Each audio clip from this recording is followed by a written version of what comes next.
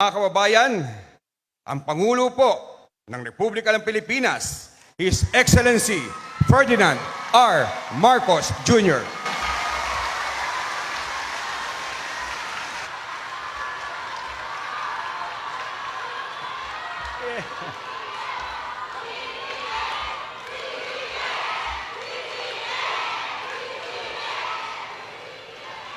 Siguro yung yung tinutukoy ni Mayor, totoo to, kayo pa rin yung nandun sa rally, ang lalakas ng boses ninyo, naririnig kayo naman dun sa... Maraming salamat. Ang ating butihing alkalde ng lungsod ng Gentry, Luis Ferrer, at nandito rin po ang inyong gobernador. Nakita nyo lang, si Gov Pogi, naghihiyawan na kayong lahat.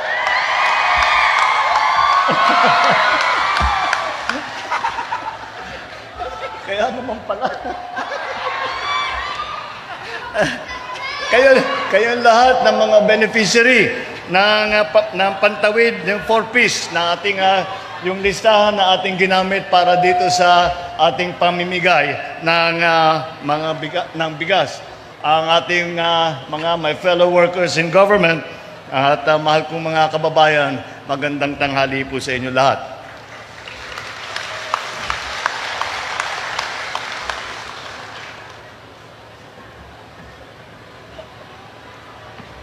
Bilang Pangulo at bilang kalihim ng kagawaran ng agrikultura, nais kong bigyan diin ang aming hangarin na mas masaganang buhay. Kaya naman, at alam nyo po, nung nandito tayo, nagrarally, anong pinag-usapan namin? Anong pinag-usapan ko? Ang pinag-usapan ko ay kailangan ayusin natin ang problema sa agrikultura. Ngayon, sa agrikultura, ang kailangan ninyong gawin, ang kailangan gawin ng pamahalaan, ay pagandahin ang produksyon, pagandahin ang ani, at tulungan ang pag-process ng mga produkto ng agrikultura. Yun ang isang panig doon sa problema na yan. Ngunit may kabilang panig din yan. Kailangan din namin na higpitan ang pagbantay sa illegal na importation ng lahat ng agri-products. Kaya yan ang aming ginawa at binigyan ko ng instruction ng Bureau of Customs at sabi ko sa kanila, imbestigahan ninyo na mabuti at hanapin ninyo ang mga illegal importers, ang mga smuggler ng bigas.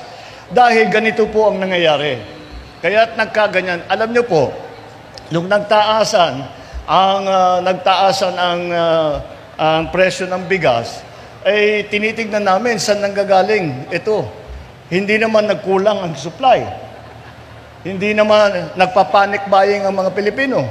So bakit aakyat ang presyo? At natuklasan namin, ang nangyayari talaga, yung tinatawag na hoarding. Tinatago nila, magsasmuggle sila ng bigas, tinatago nila para tumaas ang presyo, bago nilang bitawan, para pagkitaan nila yung malaking halaga. Kaya sabi ko, hindi dapat mangyari yun, dahil hindi naman tama, dahil pinahihirapan ng taong bayan para lang kumita, para lang magpayaman. Naghihirap na nga lahat, tapos ganyan ang gagawin pa. Kaya sabi ko sa ating mga ahensya, lahat ng iba't ibang ahensya, tignan ninyo ng mabuti at maghanap kayo, tignan natin, tiyakin natin na yung mga smuggled rice ay mahanap natin. Dahil ito ang dapat nating ibigay sa taong bayan. Ngayon, yun na nga nangyari. At nag-imbestiga, marami na po, siguro nababalitaan naman ninyo, na merong marami na yung nahuhuli, marami na yung nakikita, medyo natigil ang mga smuggler. Siyempre, simusubok pa rin yan, pero binabantayan namin ng husto. Itong batch na ito, ang nahanap ay 41,000 bags ng 25 kilos ng bigas. Ito yung pinamimigay natin ngayon. At sa 41,000 bags na yan, ay sabi ko, ibigay na natin sa tao. Kunin na ng gobyerno, ibigay natin sa tao.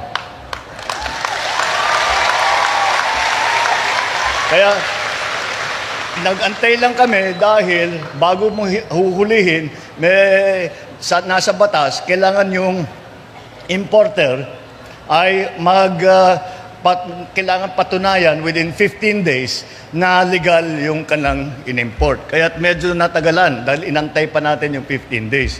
At sinusubukan natin ngayon bawasan yung 15 days into 7 days. Dahil kung legal ka na importer, hawak mo lahat ng dokumento eh. Pag hinanap sa'yo yan, bibigay nyo kagad. So, bakit pa 15 days? Para, sabi ko, baka kung anong mangyari dyan, mailulusot pa nila yan. Kaya sabi ko, gawin natin ang lahat para makuha na ng pamahalaan, makuha na ng Bureau of Customs. Ang Bureau of Customs naman ay ginawang yung nakuha na bigas na ito ay binigay na donasyon sa DSWD. Kaya ang dinaanan namin sa pagbigay ay ang 4-piece. Ginamit natin yung listahan ng mga 4-piece. Kaya po, nabigyan kami ng pagkakataon. Sabi ko, di pamigay natin, kaya't nandito po tayo. At pinamimigay po natin, naka-ready na ba yung mga muscle ninyo? Dahil mabigat. Sa ulo. Dahil mabigat-bigat ito. Pagka nagpapamigay ako, 25 kilos. Sabi ko, papamigay natin 25 kilos. Sabi ko, hindi na kailangan mag-gym mamaya. Hindi na kailangan mag-exercise.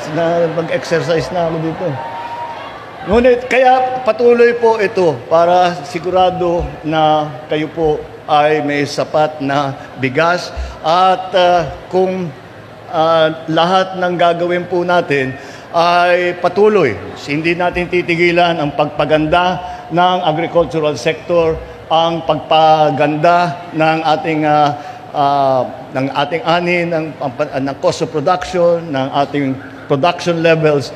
Lahat po yan kailangan natin gawin. Pati na ang mga pagtulong sa mga cooperative, sa mga association tungkol sa processing para sila na mag-process, para pagbenta nila, hindi sila nagbebenta ng palay, nagbebenta sila bigas na para mas malaki ang kikitain nila. Kaya yun ang mga ating ginagawa. Ngayon, napilitan tayo na mag-price cap dahil naalarma talaga ako. Kung ako lang, ayaw kong pakialaman ang merkado. Ngunit, hindi naman tama ang takbo ng merkado dahil kinakalikot nga ng mga hoarder at saka ng mga smuggler. Kaya't naglagay tayo ng price cap. Ngayon, sa kabilang panig naman, kailangan din natin tiyakin na ang farmer, lahat naman ito, sasabihin na food supply, lagi natin production. Lagi kong sinasabi sa mga kasama ko sa day, huwag niyong kalimutan na kailangan naman merong magandang hanap buhay ang ating mga magsasaka.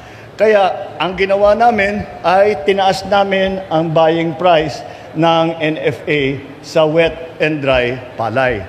Ngayon, 16 to 19 na ang ating binibili para sa wet at 19 to 23 para sa dry.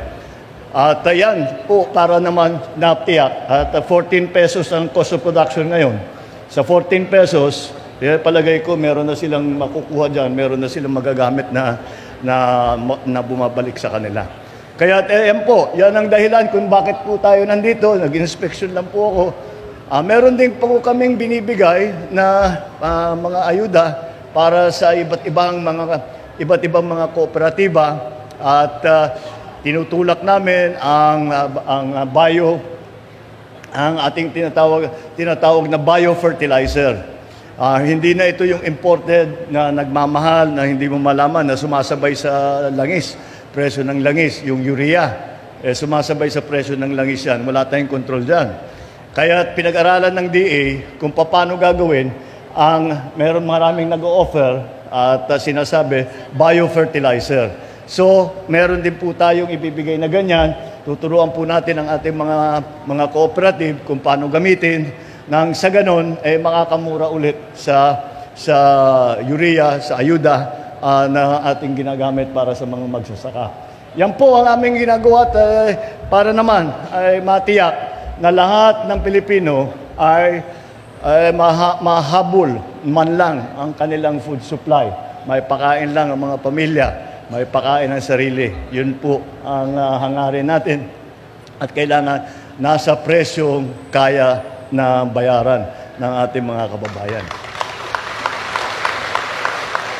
Kaya po, yan po ang aming ginagawa at asahan po ninyo na kapag kung ano man ang mangyari pa, asahan po ninyo na gagawin po ng inyong pamahalaan lahat ng kailangan gawin upang hindi naman kayo maiwanan, upang hindi naman kayo mahirapan at lahat po ng kayang gawin ng pamahalaan ay gagawin namin. Yan po ang aming trabaho, kaya po tayo nandito para tulungan kayo. Maraming salamat at magandang tanghali sa inyo.